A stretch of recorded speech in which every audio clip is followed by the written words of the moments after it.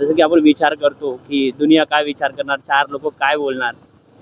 मला असं वाटतं की त्या 4 लोकांचा विचारच नाही केला पाहिजे. कारण की ते सक्सेसमध्ये कधीच नसतात. तुम्हाला फक्त एवढाच विचार करायचा की हा बाबा तुम्हाला हे करायचं आहे ना, जे काही करायचं तुम्हाला, तुम्ही फक्त करा. ॲटलीस्ट 3 to 4 मंथ तरी करा.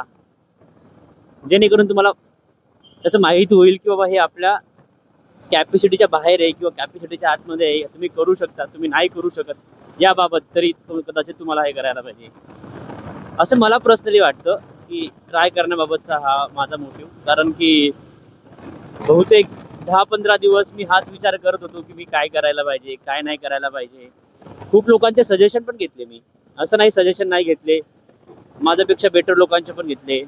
माझ्यापेक्षा जे थोडे असं वाटतात की हा नाही खटकर आहे थोडे, डायरेक्ट त्यांचे पण घेतले. ते पण जरुरी आहे लाईफमध्ये. पण मला असं कन्क्लुजन नाही भेटलं की बाबा काय हवंय माझ्या माइंडला. तुम्हाला माहित असेल, मला 4-5 दिवस माझे ब्लॉग्स पण नाही आले. याच रिझनमुळे मला असं वाटतं की ते ब्लॉग्स नाही आले. पण आता मी करणार, की मी ठरवलंय. एक वेळ ट्राय करायला काय हरज आहे. नंतर रिग्रेट नको की बाबा हे नाही केलं, केलं असतं झालं असतं. तसे पण खूप लाईफमध्ये रिग्रेट असतात. मला अजून एक रिग्रेट नको आहे. बस हेच बोलायचं होतं की जे करताय ते करत राहा. दुसऱ्यांचं ऐकू नका. दुसरे नेहमी डिमोटिवेट करतात कारण ते स्वतः काही करत नसतात.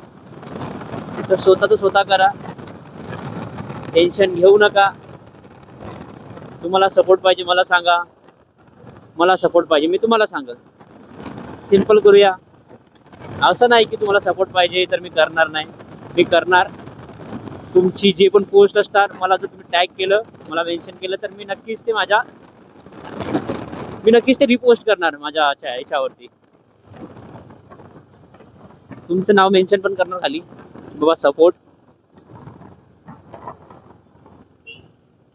तसं तर मी अजून एवढा हे मोठा झालो नाही की तुम्हाला सपोर्ट करा, पण तरी सुद्धा मला थोडीफार रीच येते. म्हणून बोलतोय, तुम्ही मला सपोर्ट करा, मी तुम्हाला सपोर्ट करतो. एक दुसऱ्याला हेल्प करूनच आपण पुढे जाऊ शकतो, हे मला समजलंय.